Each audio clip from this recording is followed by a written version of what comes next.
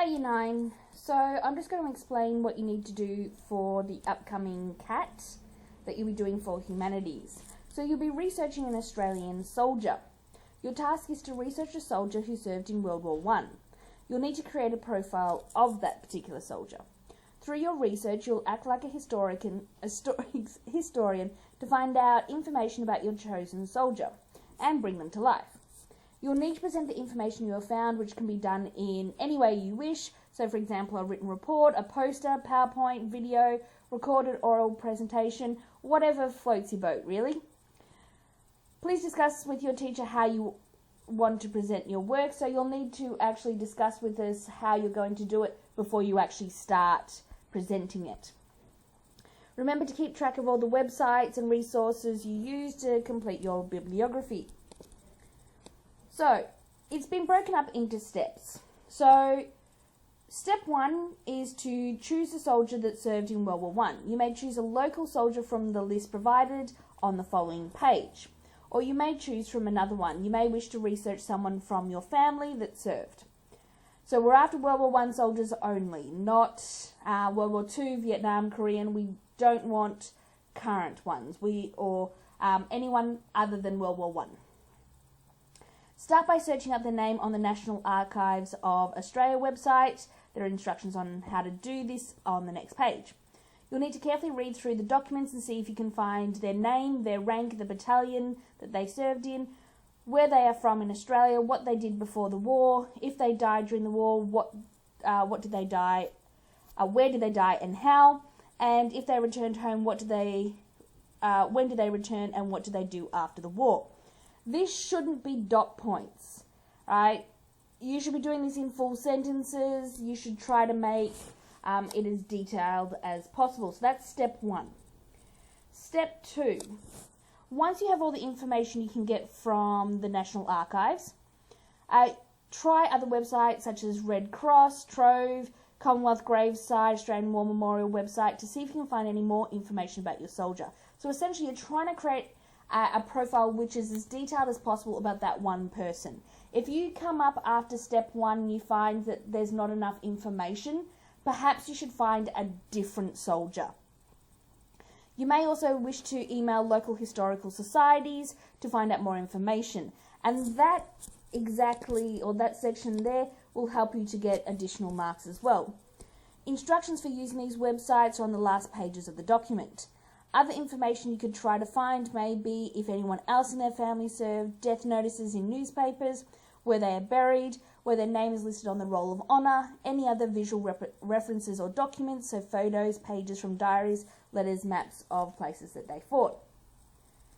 So that's step 1 and 2. Step 3, after you have as much information on your chosen soldier as you can find, it's time to research more into their service in World War I.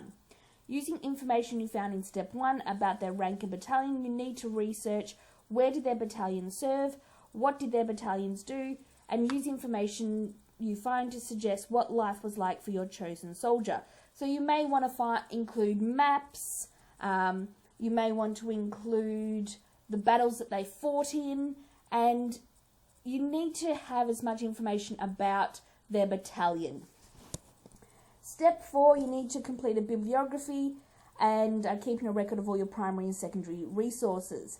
So underneath each reference, you should actually be writing whether or not it's a primary or secondary source, and this is what's known as an annotated bibliography. So for those people who are aiming for a higher mark, you may want to create an annotated bibliography. So that annotated bibliography tends to have whether it is primary or secondary,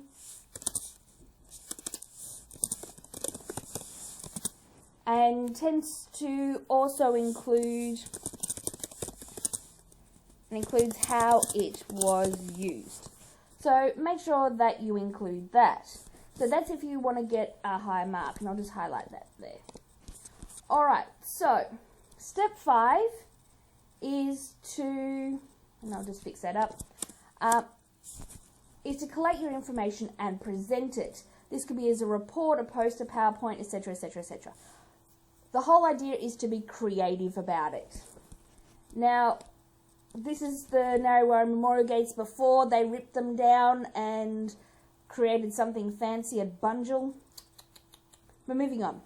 Alright, you'll notice these names here. These are actually some of the names that we've come up with that actually have quite a few different resources about them, so it might be good to just follow these. You don't get extra marks for going for someone that's not particularly common, but I do recommend that you have a look at those first to see if they're available. They're also the most local soldiers. So how to actually use the resources. So these provide you with a how-to of the various primary resources sources available to you. So the National Archives. The National Archives is used with step 1. So National Archives website. So you click on there or you click on there, either way. Under the collection, click on search. The collection, then record, search, and then this opens a new window. So all the instructions there, you don't really need me to go through it. It's clear and plain and simple. Just follow the instructions. If you want to go to the Commonwealth War Grave site, the instructions are there. It's quite easy.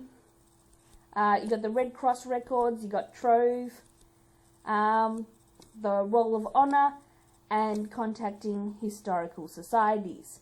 So that's how you would actually search.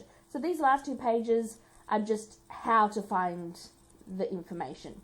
The rest of it is pretty much just creating a profile about your particular soldier. So, for the rubric, sorry, it's taking some time. For the rubric, you guys should be looking at this section here. So, the student is able to deeply engage with and clearly explain some of the events of World War I. And this will be associated with the battalion. Sorry, we have some motorcyclists. Alright, so it'll be clearly associated with the battalion, and I'll put a little note there. So the battalion, enable editing. Alright, so your battalion, you know, where they fought, etc., right, and more about your soldier. So you want to get into that one there, and that's not hard to actually get some good marks on that one. Student has made excellent connections placing the soldier into the wider context of World War I. So you're looking at where they fought. You may even want to make a reference to where the rest of the soldiers were fighting. So you're going beyond to get those 5 marks. Locates, compares, and uses information from broad range of reliable sources as evidence, uses text and non-text material. So you could also use videos, which is also very helpful. If you're going to use resources, remember this is for your bibliography. For the historical analysis, you've demonstrated multiple perspectives and views presented in visual and written information. You have an ability to break down and elaborate on ideas and draw on various aspects of the history of World War I and your chosen soldier. So you can have a look at their lives. You may want to look at how other people may have, may have done in their battalion, and a few other things. So you're sort of going beyond just your chosen soldier. It is not hard to actually press spell check. Please just click spell check. Make sure that you're using appropriate language. I don't want to hear, yo, what's up? It's so cool, my soldier's the bomb. We don't need that. You need to be using the correct grammar, correct language, and you need to be using the terminology that you've learnt this term. Hopefully you've learnt some. Your bibliography comes back to this one here. It needs to be Harvard.